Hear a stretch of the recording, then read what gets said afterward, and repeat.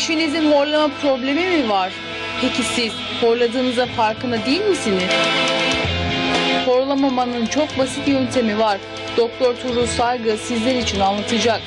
Sakın kaçırmayın.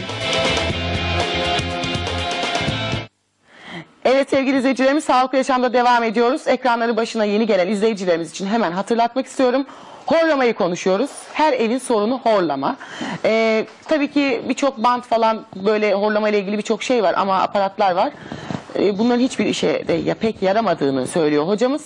Gerçekten horlamanın bir hastalık olduğunu, ileride de bir risk faktörü oluşturacağını, horlamanın tedavisinde çok kolay olduğunu anlatıyor. Bugünkü konuğumuzu tekrar hatırlatmak istiyorum. Çene yüz protezi uzmanı Doktor Tuğrul Saygı stüdyo konuğumuz. 0212 625 58 33'ten de Sağlıklı Yaşam'a ulaşabilirsiniz. Horlayan eşlerinizi rahat rahat şikayet edebilirsiniz diyoruz. Çünkü artık horlamaya da güzel bir çare bulunmuş. Hem de ilaçla falan değil, ağızdan alınan herhangi bir şey değil, yan etkisi olmayan bir şey. Peki hocam, horlama genetik mi? Biz hocamla reklam arasında konuştuk. Evet.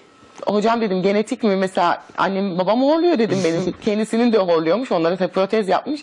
Vallahi dedi bilmiyorum Demet Hanım ama genetik yatkınlığı var ama bu demek değildir ki hani hepimiz de horlayacağız. Evet. Horlar mıyız hocam ileride? Genetik faktör aslında bu hastalıkta önemli. Yani çoğu hastalıkta önemli. Çünkü biz sadece anne ya da babaya sima olarak değil, onların hastalıkları olarak da benzeriz. Ama tabii ki illa %100 anne baba horluyor, ben de horlayacağım diye bir şey yok.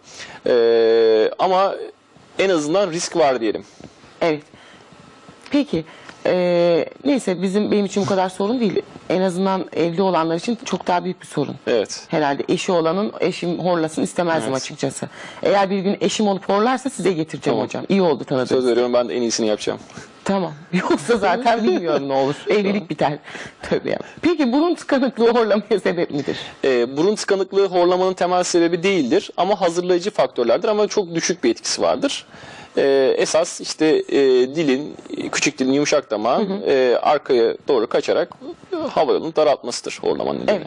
Erkan Bey hattımızda, soyadını hatırlayamadım. Alo. Düştü mü? Peki bir daha bağlayalım Erkan Bey. Hocam alkol, sigara maalesef çok sık kullanılan ve çok kötü, aslında birçok hastalığa sebep olan zararlı maddeler diyelim. Peki horlamaya etki eder mi? Kesinlikle. Tetikler mi? Kesinlikle. Alkol ve sigara kullanan kişiler, kullanmayan kişilere göre horlama ve uyku apnesine yakalanma riski 7 kat daha fazladır. Evet. Peki bu protezi kullananlar başka dikkat etmesi gereken şeyler var mı? Sadece protezi takıp çıkarıp akşamdan akşama, geceden geceye sonra temizlemesine dikkat edip bu yeterli oluyor. Tabii ki horlama protezi horlamanın ve uyku apnesini engelleyecektir. Fakat tabii kişi de hayatında bazı değişiklikler yaparsa son derece güzel neticeler alınır. Mesela işte alkol kullanımı veya sigara kullanımı azaltması veya daha düzenli bir hayata geçmesi, mesleki hayata geçmesi gibi şeylerle kilo problemi varsa, kilolarını vermeye yönelik olan spor ve egzersizlerde bulunursa çok daha başarılı olur. Peki çocuklar hocam, çocuklarda ne öneriyorsunuz? Yani mesela ara sıra ne bileyim genizle ilgili sorunu olan, sinüziti olan ya da böyle hani ateşli hastalığı olan, geçici horlayan çocukları değil de sürekli her gece horlayan çocuklarla ilgili tabii ki protez çocukları olmaz dediniz. Diş yapısının oluşması lazım dedik. Ne zaman en azından bir doktora başvurmaları gerekiyor mu ailelerin? Evet, kesinlikle başvurmaları gerekiyor. Adenoid vejetasyon dediğimiz yutak bölgesindeki o bademcik gibi dokuların normalden daha büyük olduğu durumlarda çocuklarda horlama sıkça rastlanır. Fakat şöyle bir durum var. Horlama çocuklarda erişkinlere göre daha farklı bir tepki verir. Hiperaktiviteye neden olur, konsantrasyon bozukluğuna ve sinirliğe neden olur. Bundan dolayı eğer çocuğunuzda horlama varsa bence bir çocuk uzmanına başvurmak en doğru çözümdür. Ne yapılacağını onlar daha iyi karar verirler. Evet. Peki hocam horlayan kişilerin uyku düzeni nasıl olmalı? Horlayan kişilerin uyku düzeni nasıl olmalı derken? Yani mesela gece horluyorlarsa bu kişiler gündüz mü uykularını alsınlar? Protezi yaptırmadılar diyelim. Ne yapacaklar? Gerçekten çünkü horlayan insanlar yorgun uyanıyor. Ya şöyle eğer zaten kaliteli bir uykuya sahip olamazlar horluyorlarsa ve o kişileri 20 saat uyusalar gene yorgun olacaklar. Onlar sürekli uyuyabilirler. Ama uyumaları onlara hiçbir zaman dinlenme olarak geri dönmeyecektir. Evet. Zaten o tür hastaların da artık bıçak kemiğe dayandığı pozisyon budur. Sürekli 5 dakika bile bir odada bıraksanız hemen uykuya geçerler. Sürekli dalarlar. Araba kullanmaları zaten mümkün değildir. Trafik Evet. kazalarına açıktır. Bundan dolayı horlama ve uyku apnesi sadece kişisel sağlık açısından değil, trafik kazaları, iş kazaları bu çok açısından önemli. da oldukça önemlidir. Her şeyin başı uyku aslında. Cumali Bey hattımızda. Alo. Ben dinliyorum efendim. Merhaba, hoş geldiniz. Merhaba. Cumali Bey diye sizin adınızı söylediler ama Binali Bey galiba. Binali, Cumali Binali mi? Binali. Peki Tacim abicim sağ ol. İzleyicinin Hanımefendi, ismini de isim. Binali, bin, evet. Doğru söylüyorum, Binali diyorum. Evet. Peki buyurun alalım sorunuzu. İşte akşamları yatarken çok horluyorum akşamları. Peki çare mi arıyorsunuz siz de horlamanıza? Efendim?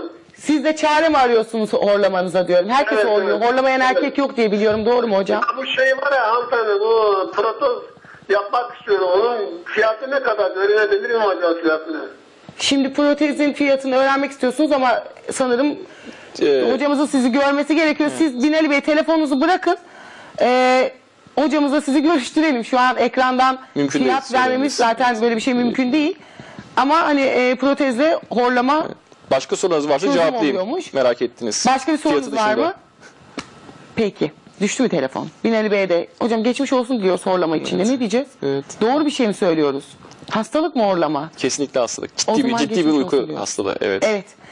Peki hocam çok teşekkür ederim. Çok teşekkür ederiz. zevkli, Çok güzel. güzel bir Eğlenceli yayındı program ama oldu, evet. telefon trafiği tıkanmış. Yayını kapattırmıyorlar. Alalım telefonu. Tamam alıyoruz. Tamam. Ankara'dan Bünyamin Bey. Alo. Alo, Merhaba hoş geldiniz. hoş bulduk. Buyurun alalım sorunuzu. İyi yayınlar. Çok teşekkürler. Şimdi ben 45 yaşındayım. Uyku apnesiyle ilgili sorunum var ve bununla ilgili de çok sorun yaşıyorum. Sabahları kalktığım zaman aşırı vücut dinlenmediği için hiçbir şey adapte olamıyorum. Bununla ilgili bu protezimizi diş sağlığı bölümünde mi yaptıracağız yoksa kulak burun boğaz bölümünde mi yaptıracağız? Ne şekilde yaptırmamız gerekiyor? Şimdi horlama protezi bir protez olduğu için bir protez uzmanına bunu yaptırmanız gerekiyor. Evet. Yani kulak burun boğazcıların bu tür tedavi yapmaları mümkün değil. Çünkü bu diş hekimliğiyle kullanılan malzemelerle yapılıyor. Bundan dolayı bir protez uzmanına başvurmanız gerekiyor. Kulak burun boğazları daha farklı bir tedavi yöntemleri uyguluyorlar. Anladım. Çok teşekkür ederim. Sağ olun. Evet. Geçmiş olsun diliyoruz. Ankara'da sevgi ve saygılarımızı gönderiyoruz. Hocam telefonlara bakarsak ben sizi bırakamayacağım. Onun için programı kapatmak zorundayım. İkinci konuğumuz var. Çok teşekkür ediyorum. olun. Ağzınıza Teşekkür sağlık, ederim. ayaklarınıza sağlık. Sağ olun. İnşallah ilerleyen dönemde tekrar sizi konuk etmek İnşallah. isterim. Vakit ayırırsanız. Teşekkür ederiz. Evet sevgili izleyicilerimiz Sağlıklı Yaşam devam ediyor. Yardımcı doçent Doktor Erkan Erdem stüdyo konuğumuz olacak. Erkeklerde kısırlık sorununu konuşacağız. Bakalım Erkan hocamız bize ne gibi bilgiler verecek. Bizi izlemeye devam edin.